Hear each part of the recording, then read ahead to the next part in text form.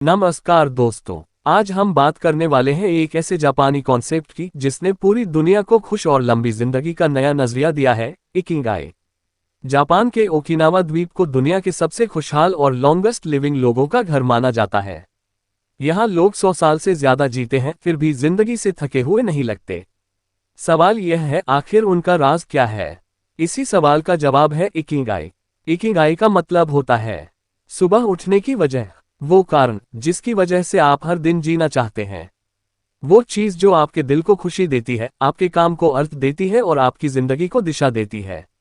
Ikigai कोई बड़ा सपना होना जरूरी नहीं, ये छोटी छोटी चीजों में भी छिपा हो सकता है। अपने काम में, अपने परिवार में, अपनी कला में या दूसरों की मदद करने में। ये किताब हमें सिखाती है कि खुशी कोई मंजिल नहीं है, बल्कि एक रोज का अभ्यास है। धीमी जिंदगी, सही आदतें, अच्छा खाना, सच्चे रिश्ते और अपने उद्देश्य से जुड़े रहना, यही इकिगाई का सार है। इस किताब के जरिए आप जानेंगे कैसे तनाव कम किया जाए, कैसे उम्र बढ़ने के बावजूद जवान महसूस किया जाए और कैसे हर दिन को मीनिंगफुल बनाया जाए। तो चलिए इस सफर की शुरुआत करते हैं, अपने इकिगाई को खोजने के सफर की। क्योंकि जब आपको जीने की वजह मिल जाती है तो जिंदगी अपने आप खूबसूरत हो जाती है। चैप्टर 1, सबसे लंबे समय तक जीने वाले लोगों का रहस्य। इस अध्याय में आपका स्वागत है। आज हम इकिगाई किताब के पहले अध्याय की शुरुआत कर रहे हैं, जिसका मुख्य विषय है दुनिया के सबसे लंबे समय तक जीने वाले लोगों का रहस्य। जब हम लंबी उम्र के बारे में सोचते हैं तो अक्सर हमारे दिमाग में दवाइयाँ, अस्पताल या महंगी हेल्थ टेक्नोलॉजी का ख्याल आता है, लेकिन ये किताब हमें एक अलग ही सच्चाई दिखाती है। लेखक हमें जापान के एक छोटे से द्वीप ओकिनावा ले चलते हैं। ओकिनावा को दुनिया की ब्लू जोन कहा जाता है, यानी ऐसी जगह जहां लोग औसतन सबसे ज्यादा साल जीते हैं, और वह भी बिना बड़ी बीमारियों के। यहाँ के लोग 90, 100 और कभी कभी 110 साल तक भी जीते हैं। लेकिन सबसे हैरान करने वाली बात यह नहीं है। सबसे हैरान करने वाली बात यह है कि इतनी उम्र में भी वे लोग सक्रिय रहते हैं, हंसते रहते हैं, काम करते रहते हैं और जीवन से जुड़े रहते हैं। तो सवाल उठता है, आखिर उनका राज क्या है? क्या ये कोई खास डाइट है? क्या कोई जादुई एक्सरसाइज है? या फिर कोई सीक्रेट मेडिसिन? इस अध्याय में हमें पता चलता है कि असली राज इन सब से कहीं ज्यादा गहरा है। ओकिनावा के लोगों की जीवन शैली। ओकिनावा के लोग जल्दी रिटायर नहीं होते। यहाँ 80 या 90 साल की उम्र में भी लोग अपने छोटे छोटे काम करते रहते हैं। कोई बगीचे में काम करता है, कोई बच्चों को पढ़ाता है, तो कोई अपने हुनर से दूसरों की मदद करता है। उनके लिए काम बोझ नहीं है, काम उनके जीवन का हिस्सा है। वे कहते हैं, जब तक आप उपयोगी हैं तब तक आप जीवित हैं। ये सोच उनकी मानसिक और शारीरिक सेहत दोनों को मजबूत बनाए रखती है। इकिगाई का असली मतलब। इसी जगह हमें इकिगाई शब्द से परिचय होता है। इकिगाई का मतलब है जीने की वजह, वो कारण जो आपको हर सुबह बिस्तर से उठने की ताकत देता है। यह कोई बहुत बड़ा सपना होना जरूरी नहीं। किसी के लिए इकिगाई है अपने पौधों की देखभाल करना, किसी के लिए अपने पोते पोतियों के साथ समय बिताना, किसी के लिए अपने काम में बेहतर बनना। ओकिनावा के लोग अपनी इकिगाई को जानते हैं और उसी से जुड़े रहते हैं। तनाव से दूर जीवन। इस अध्याय में एक और बात बहुत साफ होकर सामने आती है। ओकिनावा के लोग बेहद कम तनाव में जीते हैं। वे भविष्य की ज्यादा चिंता नहीं करते और न ही बीते कल में उलझे रहते हैं। वे वर्तमान में जीते हैं। उनकी जिंदगी में जल्दबाजी नहीं है, दौड़ भाग नहीं है और बेवजह की तुलना नहीं है। वे जानते हैं कि धीमी जिंदगी ज्यादा लंबी और स्वस्थ जिंदगी देती है। हाराहाची बू का सिद्धांत। इस अध्याय में एक बहुत ही जरूरी नियम बताया गया है, हाराहाची बू। इसका मतलब होता है 80% पेट भरना। ओकिनावा के लोग कभी पेट भर कर नहीं खाते। वे खाना तभी रोक देते हैं जब उन्हें लगता है कि अब पेट लगभग भर चुका है। यह आदत उनके शरीर पर बहुत सकारात्मक असर डालती है। कम खाना, धीमी गति से खाना और आभार के साथ खाना, ये सब उनकी लंबी उम्र का हिस्सा है। मजबूत सामाजिक रिश्ते। ओकिनावा के लोग कभी अकेले नहीं रहते। यहाँ दोस्ती को बहुत गंभीरता से लिया जाता है। उनके पास मोआई नाम की दोस्ती की छोटी छोटी समूह होती हैं जो जीवन भर साथ रहते हैं। खुशी हो या दुख, बीमारी हो या जरूरत, वे एक दूसरे का सहारा बनते हैं। ये सामाजिक जुड़ाव उनके मानसिक स्वास्थ्य को बेहद मजबूत बनाता है। उद्देश्य के साथ जीना। इस अध्याय का सबसे बड़ा संदेश यही है। उद्देश्य के बिना जीवन अधूरा है। जब किसी इंसान के पास जीने की वजह होती है तो उसका शरीर और दिमाग दोनों ज्यादा ताकतवर बनते हैं। इकिगाई कोई एक दिन में मिलने वाली चीज नहीं है। ये धीरे धीरे आपकी आदतों, आपकी पसंद और आपकी सोच से बनती है। चैप्टर 2 एंटी एजिंग सीक्रेट्स धीरे बूढ़े होने की जापानी कला। इकिगाई के दूसरे अध्याय में आपका स्वागत है। पहले अध्याय में हमने जाना कि ओकिनावा के लोग इतनी लंबी और स्वस्थ जिंदगी कैसे जीते हैं। अब इस अध्याय में हम एक और अहम सवाल का जवाब खोजेंगे। क्या उम्र बढ़ना रोका जा सकता है, या कम से कम क्या हम धीरे और स्वस्थ तरीके से बूढ़े हो सकते हैं? जापान के लोग मानते हैं कि बूढ़ा होना एक बीमारी नहीं है, ये जीवन की एक प्राकृतिक प्रक्रिया है। लेकिन जिस तरह से हम जीते हैं वही तय करता है कि हम जल्दी बूढ़े होंगे या धीरे धीरे सम्मान के साथ। उम्र सिर्फ एक नंबर है। ओकिनावा में आपको 90 साल के लोग मिलेंगे जो खेत में काम कर रहे हैं। 100 साल की महिलाएं जो खुद खाना बना रही हैं। उनके चेहरे पर झुर्रियां जरूर हैं, लेकिन उनकी आंखों में थकान नहीं। इसका कारण है उनका जीवन जीने का तरीका। वे खुद को बूढ़ा नहीं मानते, वे खुद को जीवित मानते हैं। लगातार सक्रिय रहना। इस अध्याय में लेखक बताते हैं कि ओकिनावा के लोग कभी अचानक एक्टिविटी नहीं छोड़ते। वे जिम नहीं जाते, लेकिन दिन भर चलते रहते हैं। वे बागवानी करते हैं, झुकते हैं, उठते हैं और शरीर को प्राकृतिक रूप से इस्तेमाल करते हैं। उनका मानना है जो शरीर इस्तेमाल नहीं होता वह धीरे धीरे कमजोर हो जाता है। इसलिए वे रोज थोड़ा थोड़ा चलते रहते हैं।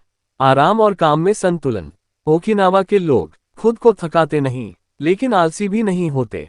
वे जानते हैं कब रुकना है और कब चलना है। वे दिन में छोटे छोटे ब्रेक लेते हैं, धीमी सांस लेते हैं और खुद को वर्तमान से जोड़ते हैं। यही संतुलन उन्हें मानसिक रूप से जवान रखता है। तनाव सबसे बड़ा दुश्मन। इस अध्याय में तनाव को सबसे बड़ा एंटी एजिंग दुश्मन बताया गया है। लगातार चिंता, जल्दबाजी और डर, ये सब शरीर को तेजी से बूढ़ा करते हैं। ओकिनावा के लोग हर चीज को इतना गंभीर नहीं लेते। वे हंसते हैं, मजाक करते हैं और मुश्किल समय में भी सकारात्मक सोच रखते हैं। सही कारण के साथ जीना। यहाँ फिर से इकिगाई की बात आती है। जब किसी के पास जीने का स्पष्ट कारण होता है तो उसका शरीर स्वाभाविक रूप से ज्यादा मजबूत बनता है। इकिगाई दिमाग को सक्रिय रखता है, दिल को खुश रखता है और शरीर को ऊर्जा देता है। नींद और रिकवरी। ओकिनावा के लोग नींद को बहुत सम्मान देते हैं। वे देर रात तक मोबाइल या टीवी में नहीं उलझते। वे समय पर सोते हैं और सूरज के साथ उठते हैं। उनकी नींद गहरी होती है क्योंकि उनका दिमाग शांत होता है। अच्छी नींद धीरे बूढ़ा होने की एक बड़ी कुंजी है। कम लेकिन पौष्टिक भोजन। इस अध्याय में खाने की आदतों पर भी जोर दिया गया है। वे कम खाते हैं लेकिन पोषण से भरपूर खाते हैं। सब्जियां, फल, दालें और समुद्री भोजन, यही उनका मुख्य आहार है। भारी और तला हुआ खाना उनकी जिंदगी का हिस्सा नहीं है। सकारात्मक सोच का असर। ओकिनावा के लोग खुद को बेकार नहीं समझते। वे मानते हैं कि हर उम्र में इंसान उपयोगी हो सकता है। ये सोच उनके आत्मसम्मान को मजबूत बनाए रखती है। जब इंसान खुद को महत्वपूर्ण समझता है तो शरीर भी वैसा ही व्यवहार करता है। चैप्टर 3 फ्लो की खोज। जब समय रुक सा जाता है। इकिगाई के तीसरे अध्याय में आपका स्वागत है। अब तक हमने जाना कि लंबी और स्वस्थ जिंदगी का संबंध उद्देश्य, आदतों और जीवन शैली से है। इस अध्याय में हम एक बहुत ही खास मानसिक अवस्था के बारे में जानेंगे जिसे कहा जाता है फ्लो। फ्लो वह स्थिति है जब आप किसी काम में इतने डूब जाते हैं कि आपको समय का एहसास ही नहीं रहता। फ्लो क्या होता है? क्या आपके साथ कभी ऐसा हुआ है कि आप कोई काम कर रहे हो और अचानक महसूस हो कि कई घंटे बीत चुके हैं? न थकान महसूस हुई, न बोरियत, न ही कोई तनाव, बस आप और आपका काम। यही अवस्था है फ्लो। फ्लो के दौरान हमारा दिमाग पूरी तरह केंद्रित होता है। हम न भूतकाल में रहते हैं न भविष्य में, हम केवल वर्तमान क्षण में होते हैं। फ्लो और खुशी का संबंध।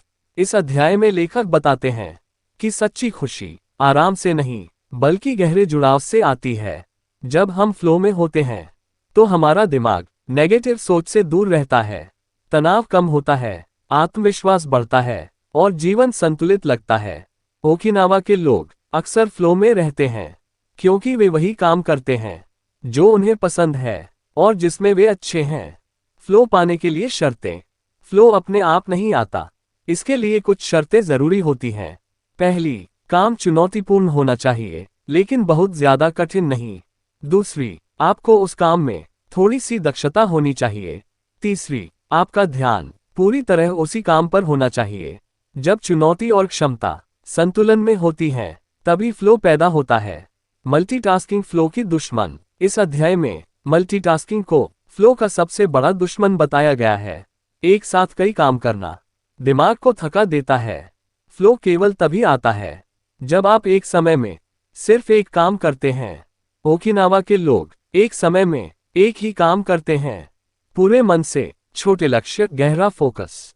फ्लो पाने के लिए बड़े लक्ष्य जरूरी नहीं, छोटे छोटे लक्ष्य बनाए, हर लक्ष्य पर पूरा ध्यान लगाए। जब आप एक छोटा काम पूरी ईमानदारी से करते हैं तो वही काम आपकी इकिगाई का हिस्सा बन जाता है। काम को बोझ नहीं, खेल बनाए। ओकिनावा के लोग काम को सजा नहीं समझते, वे अपने काम में खुशी ढूंढते हैं, चाहे वह लकड़ी काटना हो, मछली पकड़ना हो या खाना बनाना हो। जब आप काम को एक खेल की तरह लेते हैं तो फ्लो अपने आप आता है। फ्लो और उम्र। इस अध्याय की एक बहुत ही महत्वपूर्ण सीख है। फ्लो की कोई उम्र नहीं होती, बच्चे भी फ्लो में जाते हैं और 90 साल के बुजुर्ग भी। जब तक आप सीखते रहते हैं, कुछ नया करते रहते हैं, तब तक आपका दिमाग जवान रहता है। फ्लो मानसिक उम्र को धीमा कर देता है। आधुनिक जीवन में फ्लो कैसे पाएं? आज की तेज दुनिया में फ्लो पाना आसान नहीं है। मोबाइल नोटिफिकेशन, सोशल मीडिया और लगातार तुलना हमारा ध्यान तोड़ देती है। इसलिए लेखक सलाह देते हैं, काम के दौरान डिजिटल डिस्ट्रैक्शन कम करें, नोटिफिकेशन बंद करें, शांत जगह चुनें। धीरे धीरे आपका दिमाग फोकस करना सीख जाएगा। फ्लो और इकिगाई का रिश्ता। फ्लो और इकिगाई एक दूसरे से जुड़े हुए हैं। जब आप अपने इकिगाई से जुड़ा काम करते हैं तो फ्लो आसानी से आता है, और जब आप फ्लो में रहते हैं तो आपका इकिगाई और मजबूत होता जाता है। यह एक सकारात्मक चक्र है। जितना फ्लो उतनी गहरी खुशी। चैप्टर 4, अच्छी आदतें, लंबे और संतुलित जीवन की नींव। इकिगाई के चौथे अध्याय में आपका स्वागत है। अब तक हमने ये समझ लिया है कि लंबी और खुशहाल जिंदगी किसी एक बड़े फैसले से नहीं बनती, बल्कि रोज की छोटी छोटी आदतों से बनती है। इस अध्याय में हम जानेंगे कि ओकिनावा के लोग कौन सी आदतें अपनाते हैं जो उन्हें उम्र भर सक्रिय, स्वस्थ और खुश बनाए रखती हैं। आदतें ही जीवन बनाती हैं। जापानी संस्कृति में यह माना जाता है कि आप वही बनते हैं जो आप रोज करते हैं। वे अचानक अपनी जिंदगी नहीं बदलते, वे धीरे धीरे अच्छी आदतें जोड़ते हैं और बुरी आदतें छोड़ते हैं। यही निरंतरता उनकी ताकत है। रोजाना हल्की शारीरिक गतिविधि। ओकिनावा के लोग भारी एक्सरसाइज नहीं करते, वे जिम में घंटों पसीना नहीं बहाते, लेकिन वे दिन भर चलते रहते हैं। सुबह उठकर थोड़ा स्ट्रेच करना, बगीचे में काम करना, घर के छोटे काम खुद करना, यही उनकी एक्सरसाइज है। उनका शरीर हमेशा मूवमेंट में रहता है।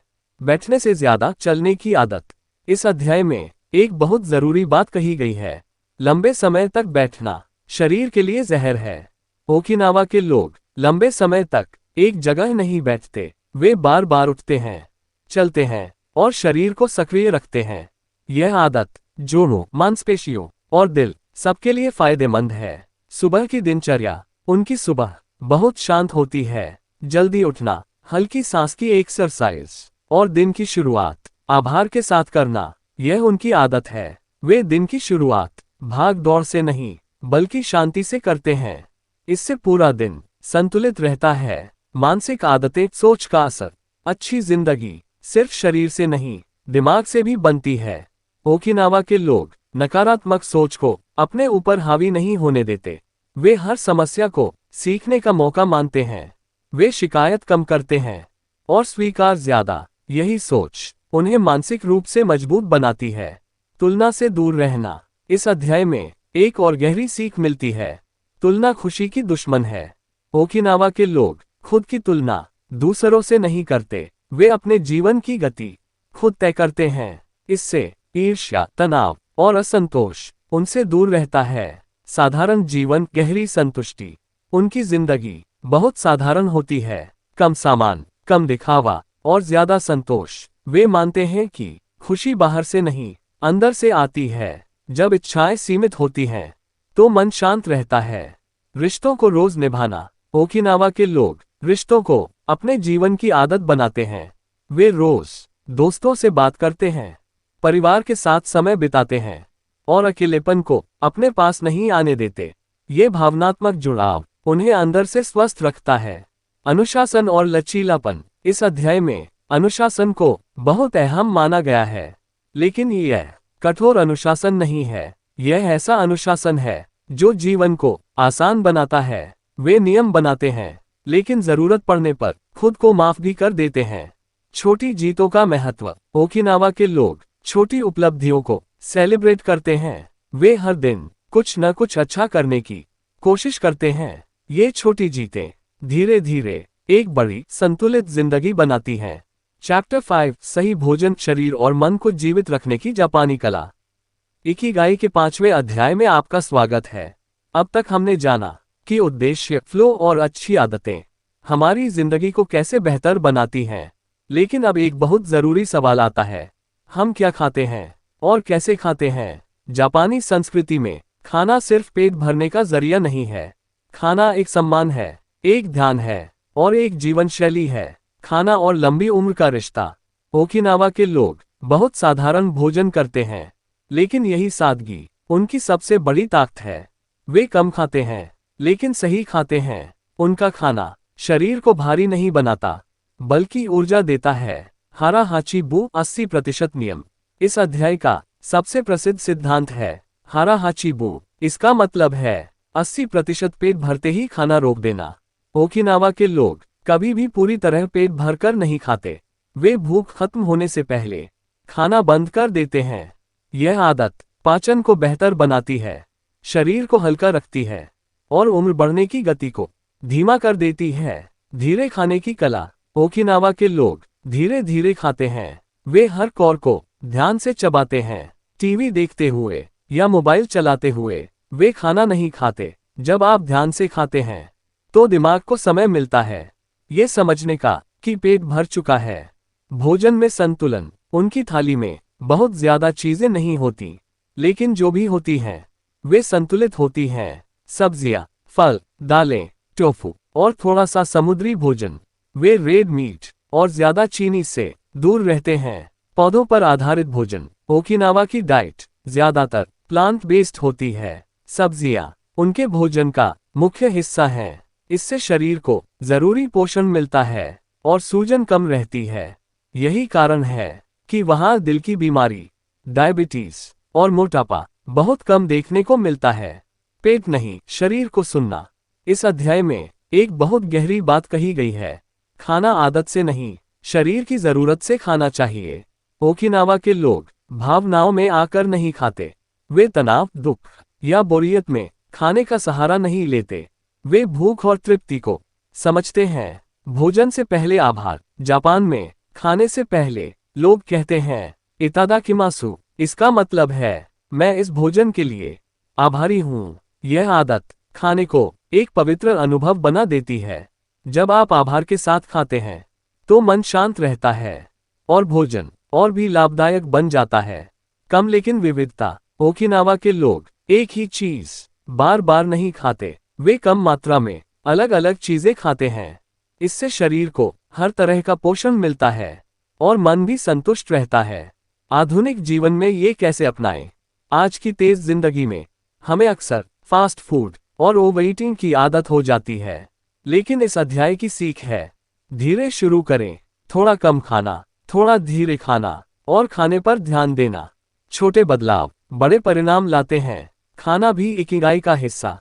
जब आप अपने शरीर का ख्याल रखते हैं, तो आप अपने इकिगाई का सम्मान करते हैं। स्वस्थ शरीर आपको अपने उद्देश्य पर काम करने की ताकत देता है।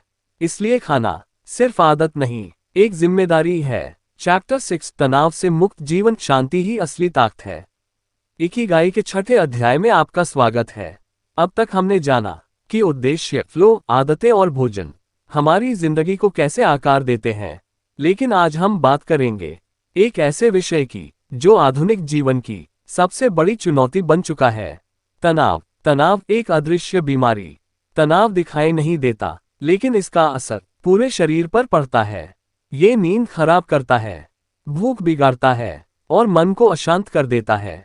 इकिगाई किताब में बताया गया है कि तनाव तेजी से बूढ़ा होने की सबसे बड़ी वजहों में से एक है। ओकिनावा के लोग और तनाव। ओकिनावा के लोग पूरी तरह तनाव मुक्त नहीं होते, लेकिन वे तनाव को अपने ऊपर हावी नहीं होने देते।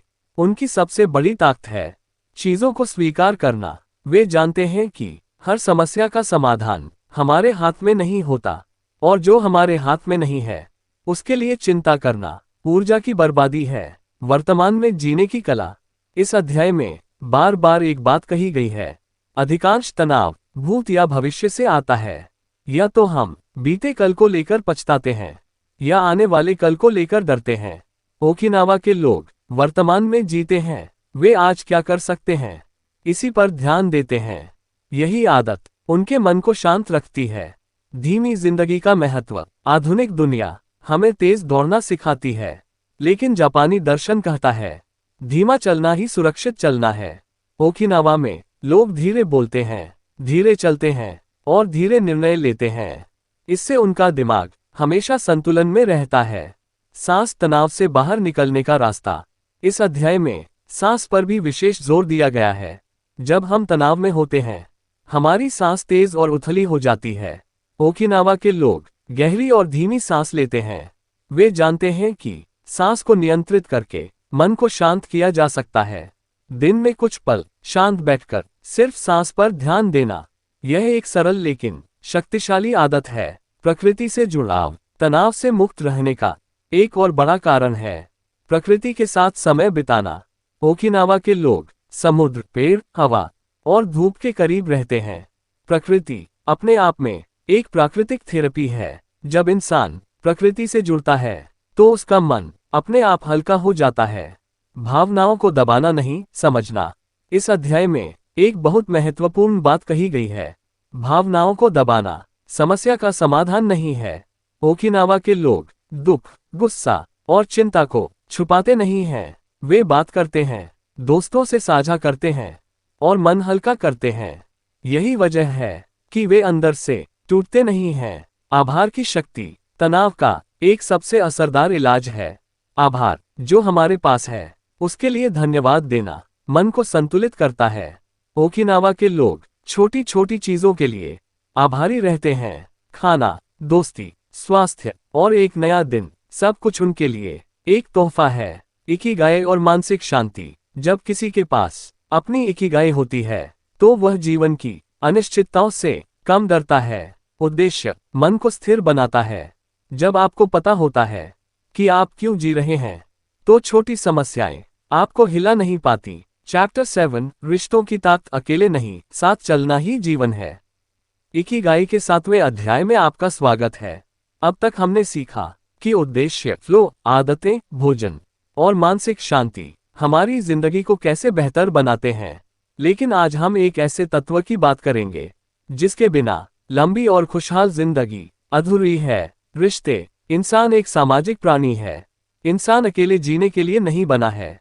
हम जितने भी मजबूत क्यों न हो, हमें किसी न किसी के साथ की जरूरत होती है। इकिगाई किताब में बताया गया है कि अकेलापन शरीर और मन दोनों के लिए खतरनाक हो सकता है। ये तनाव बढ़ाता है, डिप्रेशन को जन्म देता है और उम्र को तेजी से आगे बढ़ाता है। ओकिनावा और सामाजिक जुड़ाव। ओकिनावा के लोग कभी खुद को अकेला नहीं छोड़ते। उनका जीवन समुदाय के साथ जुड़ा होता है। वे जानते हैं कि खुशी बांटने से बढ़ती है और दुख बांटने से हल्का हो जाता है। मोआई, दोस्ती जो जीवन भर साथ चले। इस अध्याय में एक बहुत ही सुंदर अवधारणा बताई गई है। मोआई। मोआई का मतलब है दोस्ती का एक छोटा समूह जो जीवन भर एक दूसरे का साथ देता है।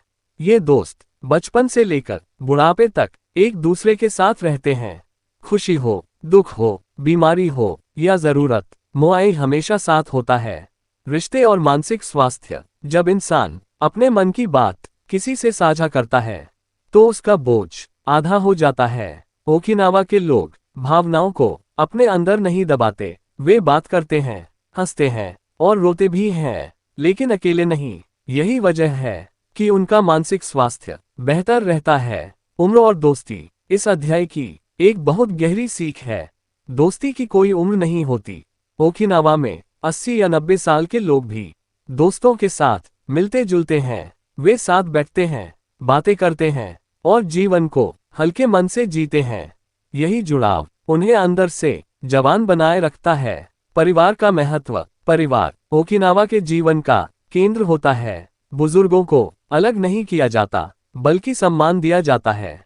बच्चे बड़ों से सीखते हैं और बड़े खुद को उपयोगी महसूस करते हैं। यह आपसी सम्मान परिवार को मजबूत बनाता है। देना भी इकिगाई का हिस्सा है। रिश्ते सिर्फ लेने से नहीं बनते। ओकिनावा के लोग देने में विश्वास रखते हैं। समय देना, सहायता देना, ध्यान देना, यही असली संपत्ति है। जब आप किसी के काम आते हैं तो आपका इकिगाई और गहरा हो जाता है। छोटे सामाजिक रिवाज, ओकिनावा में लोग रोज छोटे छोटे सामाजिक रिवाज निभाते हैं।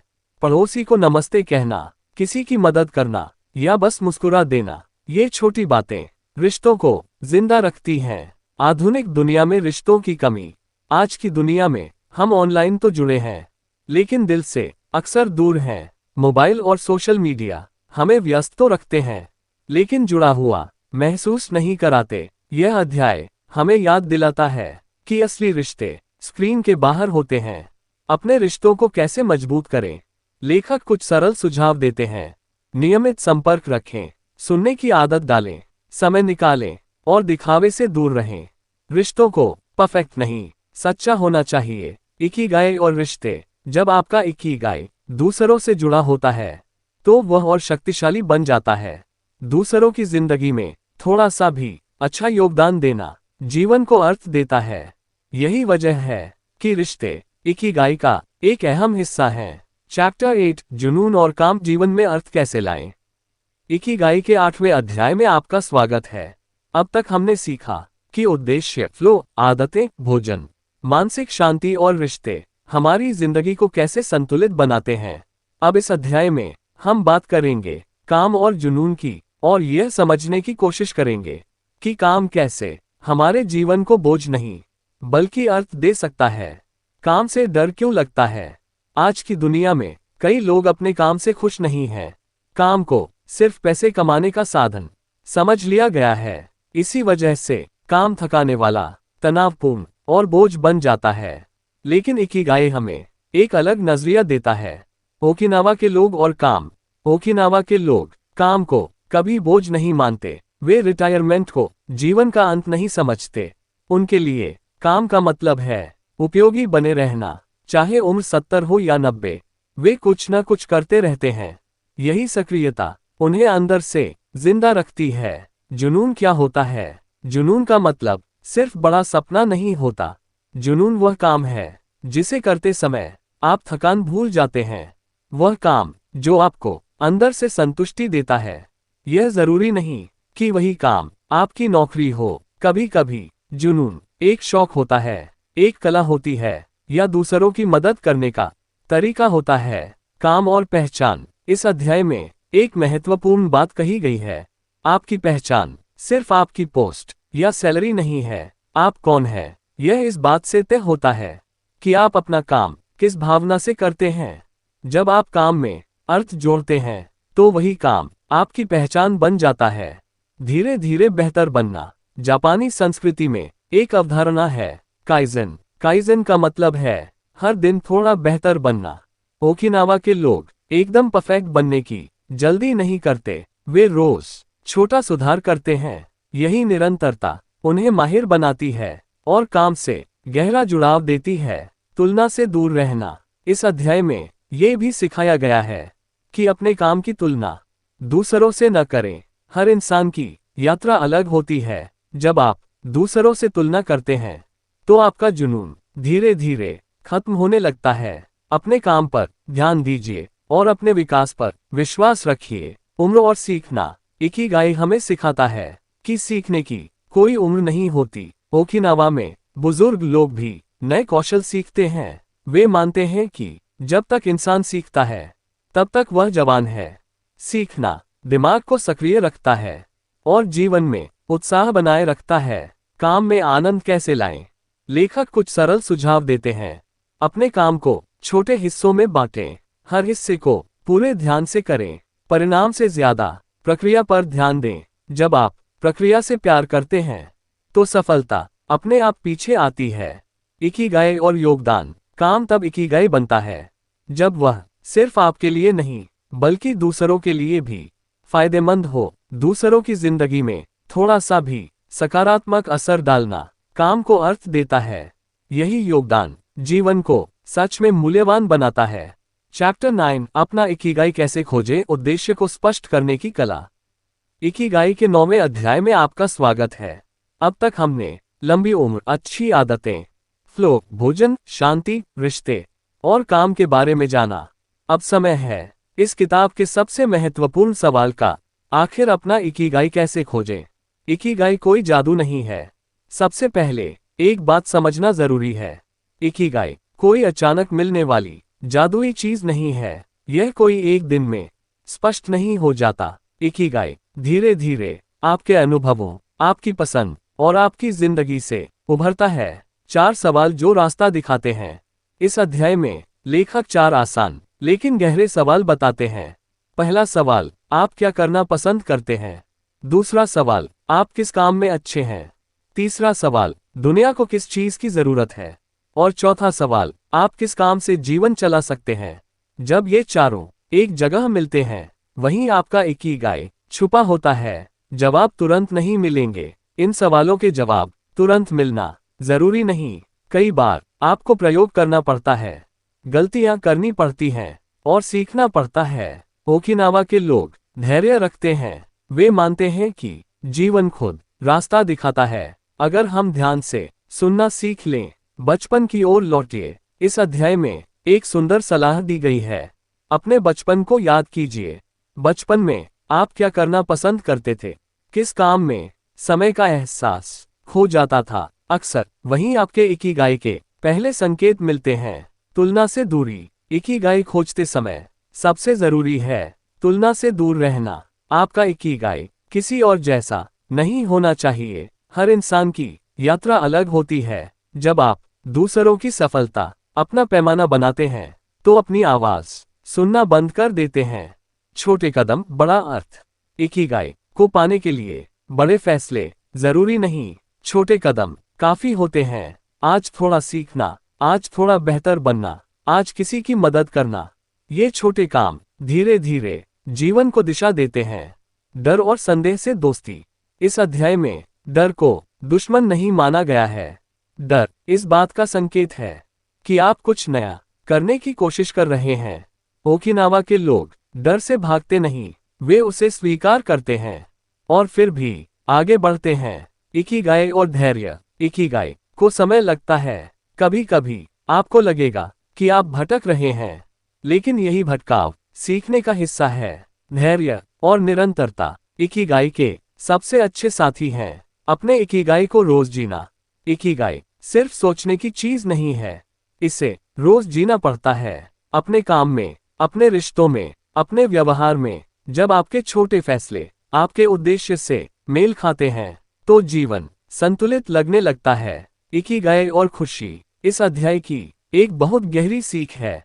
इकिगाई खुशी की गारंटी नहीं देता, लेकिन यह आपको हर परिस्थिति में आगे बढ़ने की वजह देता है और वही वजह लंबी और अर्थपूर्ण जिंदगी बनाती है। चैप्टर 10 इकिगाई को जीवन भर कैसे जिए, उद्देश्य के साथ एक संतुलित जीवन।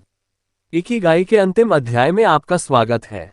अब तक की इस यात्रा में हमने जाना कि लंबी उम्र, अच्छी आदतें, फ्लो, भोजन, शांति, रिश्ते, काम और उद्देश्य आपस में कैसे जुड़े हैं। अब सवाल यह है, जो इकिगाई हमने समझा और पाया उसे जीवन भर कैसे बनाए रखें। इकिगाई कोई मंजिल नहीं, सबसे पहले ये समझना जरूरी है कि इकिगाई कोई अंतिम लक्ष्य नहीं है। यह कोई ऐसी जगह नहीं जहां पहुंचकर सब खत्म हो जाए। इकिगाई एक चलती हुई प्रक्रिया है। हर दिन, हर उम्र में थोड़ा बदलती, थोड़ा निखरती परिवर्तन को अपनाना। जीवन बदलता है, हम बदलते हैं। जो इकिगाई आज आपको प्रेरित करता है, हो सकता है कुछ साल बाद वह बदल जाए। ओकिनावा के लोग इस बदलाव से डरते नहीं। वे जानते हैं कि उद्देश्य का बदलना असफलता नहीं, विकास का संकेत है। संतुलन बनाए रखना। इस अध्याय में बार बार संतुलन की बात आती है। काम और आराम, देना और लेना, एकांत और समाज, सबका संतुलन जरूरी है। जब जीवन किसी एक तरफ झुक जाता है तो तनाव पैदा होता है। इकिगाई हमें बीच का रास्ता दिखाता है। शरीर का सम्मान। इकिगाई को जीवन भर निभाने के लिए शरीर का साथ होना जरूरी है। ओकिनावा के लोग अपने शरीर को दुश्मन नहीं मानते, वे उसकी सुनते हैं। थकान हो तो रुकते हैं, भूख हो तो खाते हैं, और दर्द को नजरअंदाज नहीं करते। शरीर का सम्मान उद्देश्य का सम्मान है। मन को सीखने वाला बनाए रखें। इस अध्याय की एक सुंदर सीख है, जब तक आप सीखते हैं तब तक आप जीवित हैं। नई चीजें सीखना, नई आदतें अपनाना और नई सोच को स्वीकार करना, यही मानसिक युवापन है। इकिगाई जिज्ञासा से जिंदा रहता है। छोटे सुखों को महत्व देना। खुशी हमेशा बड़े पलों में नहीं होती। ओकिनावा के लोग छोटी खुशियों को पूरी तरह महसूस करते हैं। सुबह की धूप, दोस्त की मुस्कान, अच्छा भोजन और शांत शाम, ये छोटे सुख जीवन को गहरा बनाते हैं। इकिगाई इन्हीं पलों में सांस लेता है। कृतज्ञता को आदत बनाए। इस अंतिम अध्याय में कृतज्ञता को बहुत महत्वपूर्ण माना गया है। जो आपके पास है उसके लिए धन्यवाद देना मन को स्थिर करता है। जब आप कृतज्ञ होते हैं तो आपको और पाने की जल्दी नहीं रहती। यही शांति इकिगाई को लंबा जीवन देती है। दूसरों के लिए कुछ करना। इकिगाई तभी पूर्ण होता है जब वह सिर्फ आपके लिए नहीं, दूसरों के लिए भी अर्थ रखता हो। किसी की मदद करना, किसी को सिखाना या किसी के चेहरे पर मुस्कान लाना, ये छोटे योगदान जीवन को सार्थक बनाते हैं। कठिन समय में इकिगाई यह अध्याय हमें याद दिलाता है कि मुश्किलें आएंगी, दुख, असफलता और नुकसान जीवन का हिस्सा हैं। इकिगाई दुख को मिटाता नहीं, लेकिन सहने की ताकत देता है। जब आपके पास जीने की वजह होती है तो आप गिरकर भी खड़े हो जाते हैं। इकिगाई को रोज चुनना। इकिगाई को हर दिन चुनना पड़ता है। अपने फैसलों में, अपने व्यवहार में और अपने समय के उपयोग में छोटे छोटे चुनाव मिलकर एक अर्थपूर्ण जीवन बनाते हैं। अंतिम संदेश। इस किताब का सबसे बड़ा संदेश यही है। खुशी को भागते हुए मत खोजिए, धीरे चलिए, गहराई से जिए और अपने उद्देश्य के साथ जुड़े रहिए। इकिगाई आपके बाहर नहीं, आपके भीतर है। और अब जब इस यात्रा का अंत हो रहा है तो एक पल के लिए रुकिए, गहरी सांस लीजिए और खुद से पूछिए, आपके जीवन की वजह क्या है। इकिगाई हमें कोई नई जिंदगी नहीं देता, ये हमें अपनी ही जिंदगी को नई नजर से देखना सिखाता है। ये किताब हमें याद दिलाती है कि खुशी किसी एक बड़े पल में नहीं, बल्कि रोज की छोटी छोटी चीजों में छुपी होती है। सुबह उठना, किसी अपने से बात करना, कुछ अच्छा करना और रात को सुकून के साथ सो जाना। इकिगाई हमें सिखाता है धीरे चलना, गहराई से जीना और अपने उद्देश्य से जुड़े रहना। आपका इकिगाई किसी और जैसा नहीं होना चाहिए। यह आपकी पसंद, आपकी ताकत और आपकी कहानी से बनता है। कभी कभी आपका इकिगाई साफ दिखाई देगा और कभी कभी वह धुंधला लगेगा, लेकिन याद रखिए, जब तक आप खोजते रहते हैं, सीखते रहते हैं और आगे बढ़ते रहते हैं, तब तक आप सही रास्ते पर हैं। जीवन में मुश्किलें आएंगी, रुकावटें होंगी और सवाल भी होंगे, लेकिन इकिगाई आपको हर जवाब नहीं देगा। यह आपको आगे बढ़ने की वजह जरूर देगा। आज से छोटे बदलाव शुरू कीजिए, थोड़ा कम दौड़िए, थोड़ा ज्यादा महसूस कीजिए और अपने समय को उन चीजों पर लगाए जो आपके जीवन को अर्थ देती हैं, क्योंकि लंबी उम्र का राज सिर्फ सालों में नहीं, बल्कि उन पलों में छुपा होता है जो हम पूरे मन से जीते हैं। आपका इकिगाई आपके साथ है, हर सुबह, हर कदम पर। इस सफर में हमारे साथ रहने के लिए धन्यवाद। और अब अपने जीवन को उद्देश्य, शांति और खुशी के साथ जीते रहिए। यही है इकिगाई।